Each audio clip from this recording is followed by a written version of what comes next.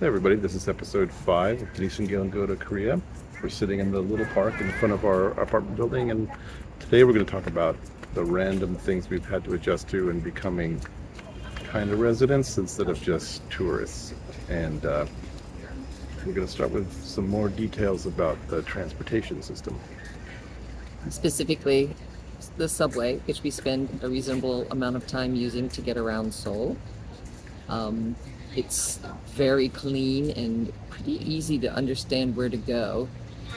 And while you're on the trains, there's announcements both in Korean and English. And you can hear them because no one really makes any noise on the train. They're all just kind of either looking at their phones or sleeping or just being quiet. Yeah, very quiet conversations, except for when other people like us, tourists or Americans, get on, and we're the loud people by a major factor.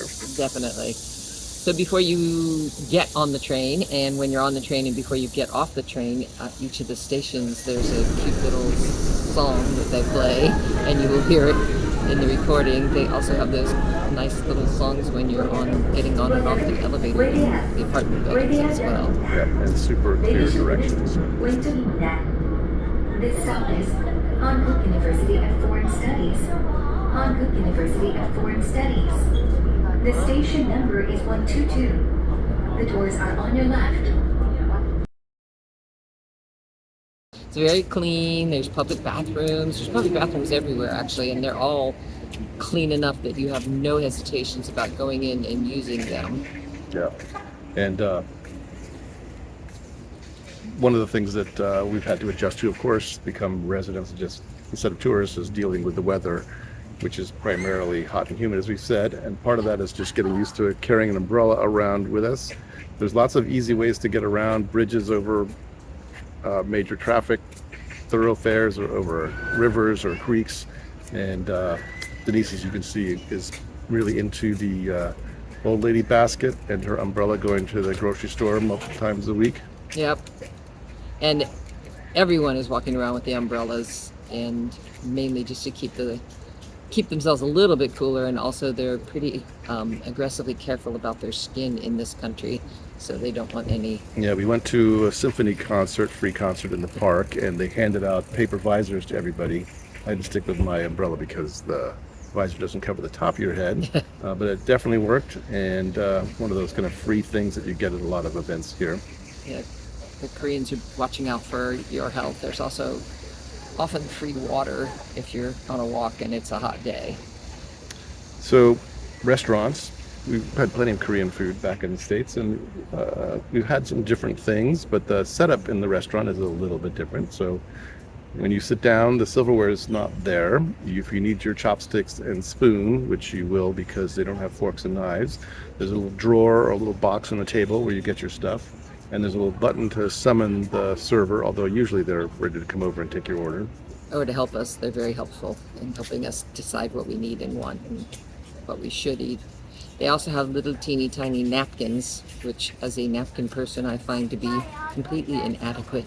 But that's the only thing that they One thing we haven't always tried have. yet is the plastic gloves that they give you to eat. So Denise's aversion to the fact we have little lame napkins is because they expect you to eat messy Some food with things. little plastic gloves. We They haven't also quite gotten offer into that. bibs. Yeah. You can put on a full-on bib if you have a light-colored shirt on. They're often going to offer you one, so you don't get anything on you.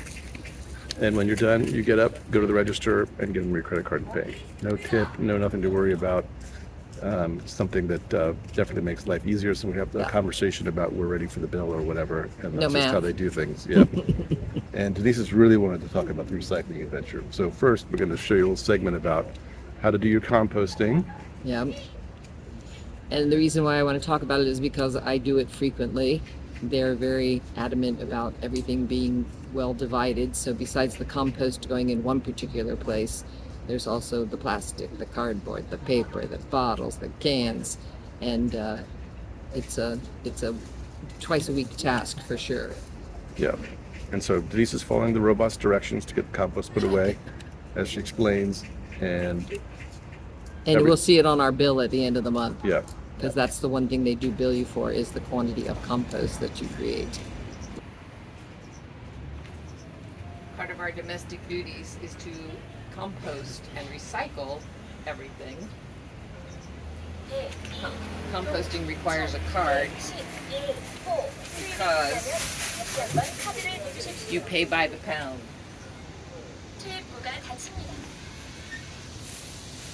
Then your icky bag goes right here, very conveniently.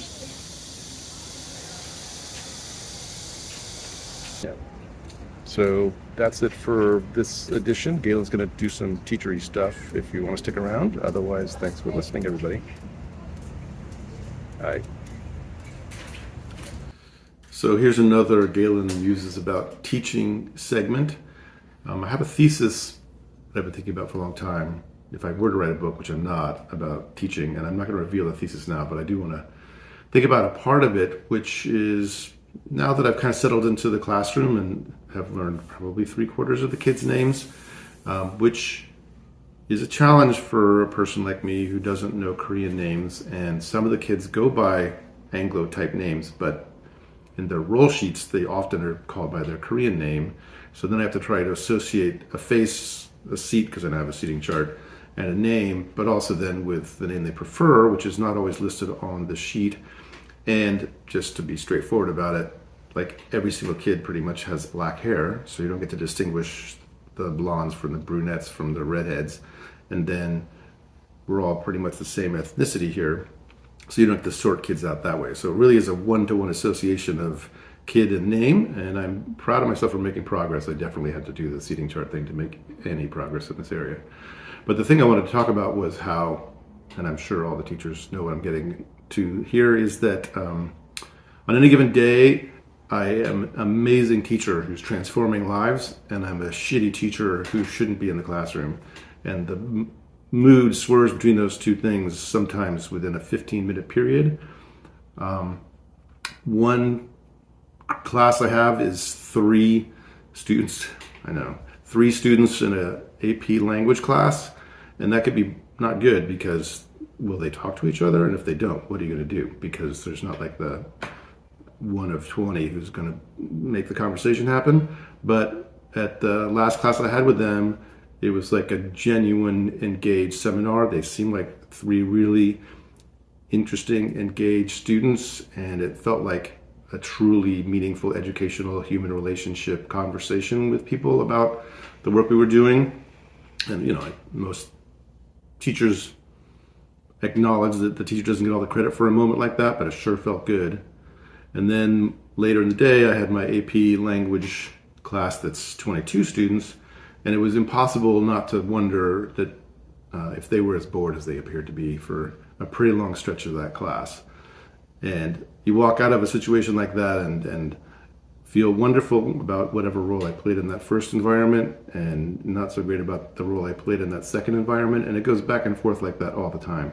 I sent an email home to a parent based on one sentence a student wrote in a paper for class. It was such a well-written, insightful commentary on her own experience.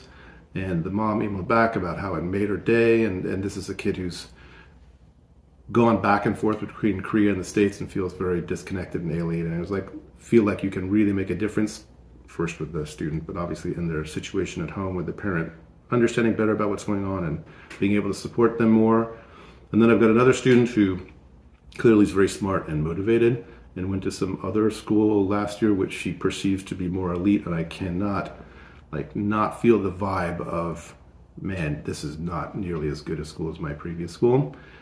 And anyway, I'll talk more about what this is like. All the teachers know what it's about. And it ties to my thesis, which I'm not revealing, and I'm not going to write a book about. Thanks a lot, everybody, and we'll be in touch next time.